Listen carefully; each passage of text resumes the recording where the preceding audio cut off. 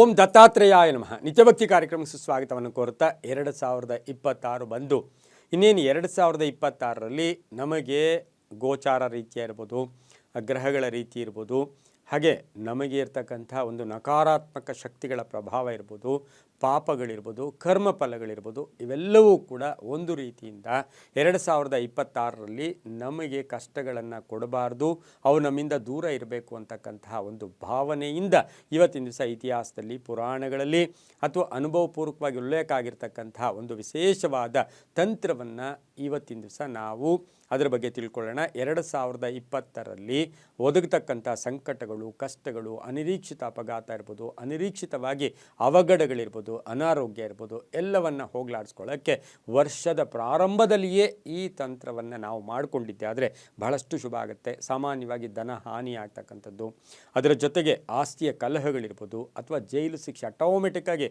ಎಂತಹ ತುಂಬ ಉನ್ನತವಾದ ವ್ಯಕ್ತಿ ಇದ್ದರೂ ಕೂಡ ಯಾವುದೋ ಒಂದು ಅಪವಾದದಲ್ಲಿ ಸಿಕ್ಕಾಕೊಂಡ್ಬಿಟ್ರೆ ಜೈಲು ಶಿಕ್ಷೆ ಆಗ್ತಕ್ಕಂಥದ್ದು, ಹಾಗೆ ನಮಗೆ ಬೇಕಾದವ್ರನ್ನ ಕಳ್ಕೊಳ್ಳೋದು, ಆ ಕೆಟ್ಟ ಸುದ್ದಿಯಿಂದ ನಮ್ಮ ದೇಹ ಜರ್ಜರಿತ ಆಗೋದು ಎಲ್ಲವನ್ನು ಗಮನಿಸಿ 2026ರಲ್ಲಿ ಒಂದು ಸಣ್ಣ ತಂತ್ರದಿಂದ ಬರ್ತಕ್ಕಂಥ ಎಲ್ಲ ಆಪತ್ತುಗಳು ಅದಕ್ಕೆ ಸಣ್ಣ ತಂತ್ರ ಏನಂದರೆ ಭಾನುವಾರದ ದಿನ ಈ ಒಂದು ಪ್ರಾರಂಭಿಕವಾಗಿ 2026 ಪ್ರಾರಂಭ ಆಗ್ತಕ್ಕಂಥ ಒಂದು ಪ್ರಥಮ ಭಾನುವಾರ ಅಥವಾ ನಿಮಗೆ ಯಾವುದು ಮುಂದೆ ಬರ್ತಕ್ಕಂಥ ಭಾನುವಾರದ ದಿನ ಸೂರ್ಯೋದಯ ಕಾಲದಲ್ಲಿ ಎದ್ದು ಸ್ನಾನ ಮಾಡಿ ಶುಚಿರ್ಭೂತರಾಗಿರ್ತಕ್ಕಂಥ ನೀವು ಒಂದು ವಿಶೇಷವಾಗಿ 12 ಕರಿಮೆಣಸನ್ನು, 12 ಪೆಪ್ಪರ್ ಮೆಣಸು ಅಂತ ಏನು ಕರಿತೀವಿ, 12 ಕಾಳು ಮೆಣಸು ತಗೊಳ್ತಕ್ಕಂಥದ್ದು, ಹಾಗೆ 12 ಬೇವಿನ ಎಲೆಗಳನ್ನು ತಗೊಂಡು 12 ನಿಮಗೆ ಪೆಪ್ಪರ್ ಅಂದರೆ ಕರಿಮೆಣಸು, 12 ಬೇವಿನ ಎಲೆಗಳು, ಹಾಗೆ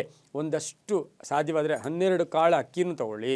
ಇವು ಮೂರನ್ನು ಚೆನ್ನಾಗಿ ಜಜ್ಜಿ ಅಥವಾ ಕುಟ್ಟಿ ಆ ಉಂಡೆ, ಸಣ್ಣದಾಗಿ ಉಂಡೆ ಒಂದು ಬರುತ್ತೆ, ಆ ಉಂಡೆಯನ್ನು ನೀವು ಕೈಯಲ್ಲಿ ಇಟ್ಕೊಂಡು ಸೂರ್ಯನಿಗೆ ಅದನ್ನು ಪ್ರಸಾದ ರೂಪದಲ್ಲಿ ಎರಡೂ ಕೈಗಳಲ್ಲಿ ಈ ರೀತಿ ಅರ್ಪಣೆ ಮಾಡಿ, ಸಾಧ್ಯವಾದರೆ ಅರ್ಘ್ಯವನ್ನು ಸೂರ್ಯನಿಗೆ ನೀವು ಅರ್ಪಣೆ ಮಾಡಿ, ಅರ್ಘ್ಯ ಮಾಡಿ, ಈ ಒಂದು 12 ಕರಿಮೆಣಸು ಹಾಗೆ 12 ಬೇವಿನ ಎಲೆ, ಹಾಗೆಯೇ ಇದರ ಜೊತೆಗೆ ಉಪಯೋಗಿಸಿರ್ತಕ್ಕಂಥ ಅಕ್ಕಿಯ ಕಾಳುಗಳು, ಇವಕ್ಕೆ ಒಂದು ಸ್ವಲ್ಪ ಗಂಗಾಜಲವನ್ನು ಕೂಡ ಹಾಕ್ಕೊಂಡು ಉಂಡೆ ಥರ ಮಾಡಿ ಸೂರ್ಯನಿಗೆ ನೈವೇದ್ಯ ರೂಪದಲ್ಲಿ ಅದನ್ನು ಅರ್ಪಣೆ ಮಾಡಿ, ತದನಂತರ ಸೂರ್ಯನಿಗೆ ಅರ್ಘ್ಯ ಕೊಟ್ಟು ಅದೇ ಸೂರ್ಯನಿಗೆ ಆತ್ಮ ಪ್ರದಕ್ಷಿಣೆಯನ್ನು 3 ಬಾರಿ ಆತ್ಮ ಪ್ರದಕ್ಷಿಣೆ ಮಾಡಿ ಆ ಉಂಡೆ ಏನಿರುತ್ತೆ ಅದು ಕರಿಮೆಣಸು, ಅಕ್ಕಿ ಮತ್ತು ಅಲ್ಲಿರ್ತಕ್ಕಂಥ ಕರಿಮೆಣಸು ಜೊತೆಗೆ ಅಕ್ಕಿ, ಬೇವಿನ ಎಲೆ ಮೂರರ ಸಮ್ಮಿಶ್ರಣದ ಆ ಉಂಡೆಯನ್ನು ಒಂದು ಕಡೆ ನಿಮ್ಮ ಮನೆಯಲ್ಲಿ ಅದನ್ನು ದೇವರ ಗುಡಿಯಲ್ಲಿ ಇಟ್ಟುಬಿಡಿ, ನೆರಳಲ್ಲೇ ಇಡಿ. ಅದೇನಾಗುತ್ತೆ, ಇದೇ ರೀತಿ 4 ದಿನ ಹಾಗೆ ನೀವು ಸೂರ್ಯನನ್ನು ನಮಸ್ಕಾರ ಮಾಡ್ಕೊಳ್ತಕ್ಕಂಥ ಸಂದರ್ಭದಲ್ಲಿ ಓಂ ನಮೋ ಸೂರ್ಯನಾರಾಯಣಾಯ ನಮಃ, ಓಂ ನಮೋ ಸೂರ್ಯನಾರಾಯಣಾಯ ನಮಃ ಈ ಮಂತ್ರವನ್ನು ಜಪ ಮಾಡಿಕೊಂಡು ಆತ್ಮ ಪ್ರದಕ್ಷಿಣೆ 3 ಬಾರಿ ಮಾಡಿ. ಯಾಕೆಂದರೆ ನಿಮಗೆ ಗೊತ್ತು, ನಮಸ್ಕಾರ ಪ್ರಿಯೋ ಭಾನು. ಹಾಗೆಯೇ ಇವತ್ತು ಆರೋಗ್ಯಂ ಭಾಸ್ಕರಾದಿಚ್ಯತ್, ಆರೋಗ್ಯ ಕೊಡೋನು ಯಾರು? ಭಾಸ್ಕರ. ಆದಿತ್ಯ ಹೃದಯವನ್ನು ಜಪ ಮಾಡಿ ಸಾಕ್ಷಾತ್ ಶ್ರೀರಾಮಚಂದ್ರನು ರಾವಣನನ್ನು ಗೆದ್ದಿದ್ದಂಥ ಒಂದು ಕತೆ ಅಗಸ್ತ್ಯ ಋಷಿಗಳ ಬೋಧನೆಯಿಂದ ಅದು ಕೂಡ ನಮಗೆ ಗೊತ್ತು. ಅದೇ ರೀತಿ ನಾವು ಹುಲು ಮಾನವರು, ನಾವು ಕೂಡ ನಮ್ಮ ಸಂಕಲ್ಪಗಳು ಈಡೇರಬೇಕು ಅಂದರೆ ಸೂರ್ಯನ ಅನುಗ್ರಹ ಸಾಕ್ಷಾತ್ ಕಣ್ಣಿಗೆ ಕಾಣೋ ದೇವರು ಯಾರಾದರೂ ಇದ್ದರೆ ಈ ಪ್ರಪಂಚದಲ್ಲಿ ಅದು ಸೂರ್ಯ ಭಗವಾನ್ ಕೂಡ ಆಗಿರ್ತಾರೆ. ಹಾಗೆ ಇದನ್ನು 4 ದಿನ ಮಾಡಿ ಆ 4 ದಿನದ 4 ಉಂಡೆಗಳನ್ನು ಕೆಂಪು ವಸ್ತ್ರದಲ್ಲಿ ಅದನ್ನು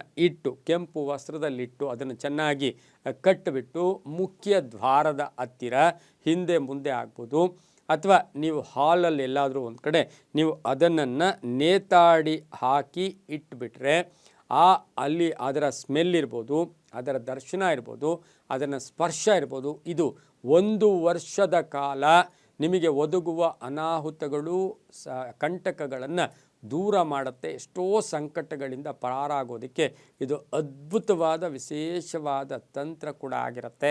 12 ಕರಿಮೆಣಸು, 12 ಬೇವಿನ ಸೊಪ್ಪು ಎಲೆ, ಹಾಗೆಯೇ ಒಂಚೂರು ಅಕ್ಕಿ, 4 ದಿನ ಅದಕ್ಕೊಂಚೂರು ನೀರು ಹಾಕ್ಕೊಂಡು ಚೆನ್ನಾಗಿ ಕುಟ್ಟಿದ ಒಂದು ಉಂಡೆಯನ್ನಿಟ್ಕೊಂಡು ಸೂರ್ಯನಿಗೆ ಅರ್ಘ್ಯ ಕೊಟ್ಟು ಸೂರ್ಯನಿಗೆ ಅರ್ಪಣೆ ಮಾಡಿ ಮನೆಯಲ್ಲಿ ಕಟ್ಟಿಬಿಟ್ರೆ ಇದು ವರ್ಷ ಪೂರ್ತಿ ಕೆಲಸ ಮಾಡುತ್ತೆ. ಯಾವುದೇ ಅಶೌಚ ಇದಕ್ಕೆ ಸಂಬಂಧ ಇಲ್ಲ. ತುಂಬಾ ಒಳ್ಳೆಯದಾಗುತ್ತೆ. ಎಲ್ಲವೂ ಕೂಡ ನಂಬಿಕೆಯ ಆಧಾರದಲ್ಲಿ ಅಂತ ಹೇಳ್ತಾ ಸರ್ವೇ ಜನ ಸುಖಿನೋ ಭವಂತು, ಸಮಸ್ತ ಸನ್ಮಂಗಳಾನಿ ಭವಂತು.